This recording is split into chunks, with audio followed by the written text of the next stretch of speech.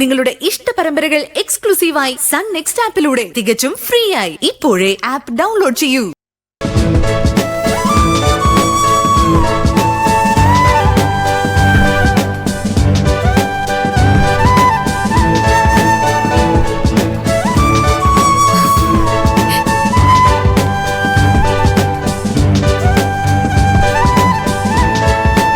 എങ്ങോട്ടാ? ഞാൻ എൻ്റെ ഒരു കൂട്ടുകാരുടെ കല്യാണം കൂടാൻ പോവാ. അവിടെ എല്ലാവർക്കും സുഖല്ലേ? എല്ലാവരുടെയും കാര്യം മഹിമയ്ക്ക് അറിയണ്ടല്ലോ. മഞ്ജുന്റെ കാര്യം മാത്രം അറിഞ്ഞാ പോരെ. മഞ്ജുവിന് ഒരു കുഴപ്പമില്ലാതെ ഞാൻ നോക്കുന്നുണ്ട്. ഒരു ഡോക്ടർ നോക്കുന്നത് പോലെ ആകില്ലെങ്കിലും ഒരു നഴ്സിനെ കൊണ്ട് പറ്റുന്നത് പോലെ എല്ലാം ഞാൻ ചെയ്യുന്നുണ്ട്. മഞ്ജുവിന് മഹിമയോടുള്ള ദേഷ്യത്തില് ഒരു കുറവും വന്നിട്ടില്ല. പ്രഗ്നന്റ് ആയിരിക്കുമ്പോ ഇങ്ങനെയുള്ള ചിന്ത നല്ലതല്ലെന്ന് ഞാൻ പലവട്ടം പറഞ്ഞിട്ടും ഒരു കാര്യം ഉണ്ടായില്ല. അന്ന് കോളേജിൽ ലാത്തി ചാർജ് നടക്കുന്നതിന് മുമ്പ് മഞ്ജുവിന് നേരെ കല്ലെറിഞ്ഞത് മഹിമയാണെന്ന മഞ്ജുവിന്റെ വിശ്വാസം.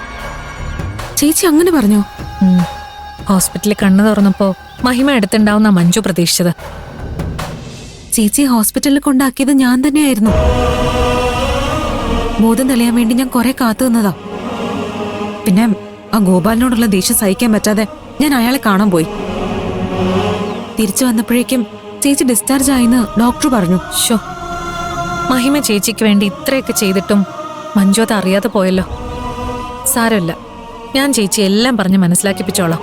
ഏയ്, ഇനി അതിന്റെ ആവശ്യമില്ല. അങ്ങനെ പറയല്ലേ. മഹിമ പ്രതീക്ഷ കൈവിടരുത്. നിങ്ങൾ തമ്മിലുള്ള പിണക്കമൊക്കെ മാറുന്നുള്ള പ്രതീക്ഷ എനിക്കുണ്ട്. അതെനിക്കുണ്ട്. ഞാനിപ്പോ പോകുന്നത് ചേച്ചിയെ കാണാൻ വേണ്ടിയാ.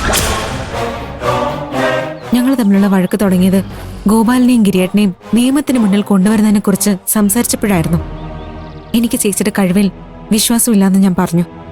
അത് ചേച്ചിക്ക് എത്രമാത്രം വിഷമായി കാണുമെന്ന് എനിക്കിപ്പോഴാ മനസ്സിലായത്. എന്റെ കയ്യിലിപ്പോ ഗോപാലിനെതിരെയുള്ള തെളിവുകളുണ്ട്. ഇത് വെച്ച് ഗോപാലിനെ വിരട്ടി മരിച്ചുപോയ എന്റെ കൂട്ടുകാരന്റെ കുടുംബത്തിന് നഷ്ടപരിഹാരം വാങ്ങിക്കൊടുക്കാനായിരുന്നു എന്റെ ഉദ്ദേശം. പക്ഷെ ഞാനത് വേണ്ടാന്ന് വെക്കാൻ പോവാ. ഇത് ചേച്ചിയെ ഏൽപ്പിച്ച് ഗോപാലിനെ നിയമത്തിന്റെ വഴിക്ക് ശിക്ഷിച്ചാൽ മതിയെന്ന് ഞാൻ പറയാൻ പോവാ.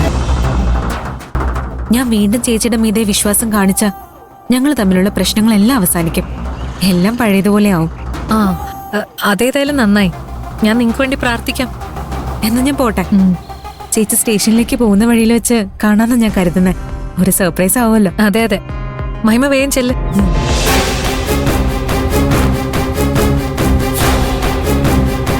കഷ്ടപ്പെട്ട് ഞാൻ ആ വീട്ടിലൊരു സ്ഥാനം ഉണ്ടാക്കിയപ്പോഴേക്കും ഇവൾ അവിടെ സ്ഥാനം ഉറപ്പിക്കാൻ വരികയാണല്ലോ. അതങ്ങനെ സമ്മതിച്ചു കൊടുക്കാൻ പറ്റില്ല.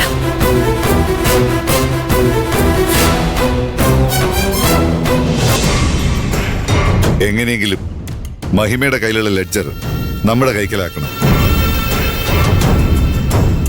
ഞാൻ വെറുതെ അറിയാൻ വേണ്ടി ചോദിക്കുക. അതുകൊണ്ട് മഹിമയ്ക്ക് എന്ത് ചെയ്യാൻ പറ്റും?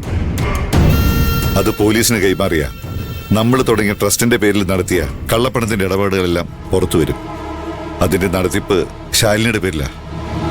അവളെ പോലീസ് അറസ്റ്റ് ചെയ്യും. നമ്മുടെ കൂടെയുള്ള ഗുണ്ടകളിൽ കുറച്ചുപേരെ മഹിമയെ തപ്പി വിട്ടിട്ടുണ്ട്. ബാക്കിയുള്ളവരെ അറിയിച്ച അത് ഗീതി അറിയാൻ സാധ്യതയുണ്ട്. അവൻ അറിഞ്ഞാ പിന്നെ മഹിമയെ രക്ഷിക്കാനേ ശ്രമിക്കൂ. പ്രീതിയാണല്ലോ വിളിക്കുന്നേ. എടുക്കണ്ട ഡാഡി, എന്തെങ്കിലും സഹായം ചോദിക്കാനായിരിക്കും. ആരെക്കൊണ്ട് എപ്പോഴാ ഉപകാരം ഉണ്ടാവുന്നെന്ന് പറയാൻ പറ്റില്ല. എന്താ പ്രീതി? സാർ ഇപ്പൊ നല്ല ടെൻഷനിലാണല്ലോ. ഏയ്, അങ്ങനെയൊന്നുമില്ല. അത് വെറുതെ. സാറിനെതിരെ മഹിമയുടെ കയ്യിൽ വലിയൊരു തെളിവ് കിട്ടിയ സ്ഥിതിക്ക് സാറിനിപ്പോ ഇരിക്കപ്പുറതി ഉണ്ടാവില്ല.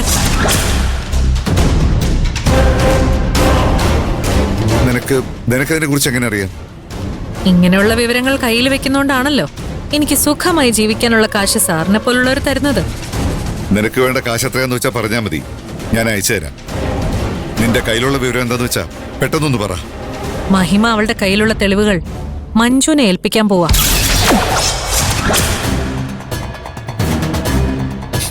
അങ്ങനെ നടന്നാ എന്താ സംഭവിക്കാന്ന് ഞാൻ പറയാതെ തന്നെ ഗോപാൽജിക്ക് അറിയാലോ.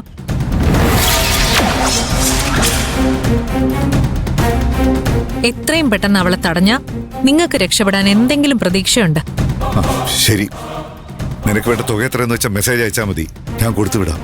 ഉം, അത് മതി. അവിടെ എന്താ പറഞ്ഞു ഡാഡി? മഹിമ തെളിവുകളുമായി മഞ്ജുവിനെ കാണാൻ പോവാന്ന്.